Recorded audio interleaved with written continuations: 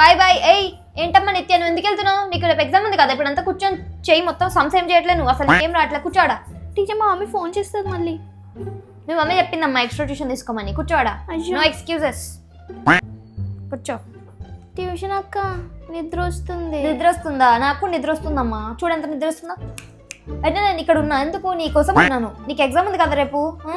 ఈ రోజు రాత్రి 10 అయిపోయినా సరే, పొద్దున 6 అయిపోయినా సరే, నీకు ఆ సంవత్సరం రాలేదనుకో నేను ఇంటికి పంపించును. ప్రాక్టీస్ చేయి బాగా, ఆ సమ్ చేయి కరెక్ట్గా.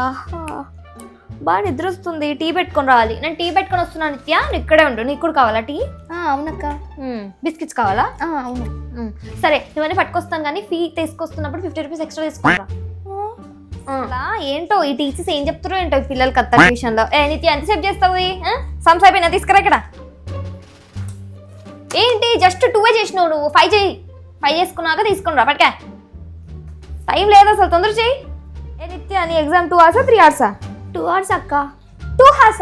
నువ్వు ఈ స్పీడ్తో రాస్తే నీ ఒకటే సమ్ అవుతుంది ఎగ్జామ్ మొత్తం. మరి ఇట్లా వేస్తే పాస్ ఎట్లయితావు? స్పీడ్ పెంచు నువ్వు. సరే అక్క. Hello mummy. ఏంటమ్మా 10 అవుతుంది, పడుకోలేదా? పడుకోలేదు. ఇక్కడ ఒక అమ్మాయి ఉంది, ఆమె అసలు మంచిగా చేయట్లేదు, ఏం చేయట్లేదు. అందుకే ఆమెకు ట్యూషన్ కోసం పెట్టిన. మరి ఎక్స్ట్రా ఫీ తీసుకో. మరి ఎక్స్ట్రా ఫీయా?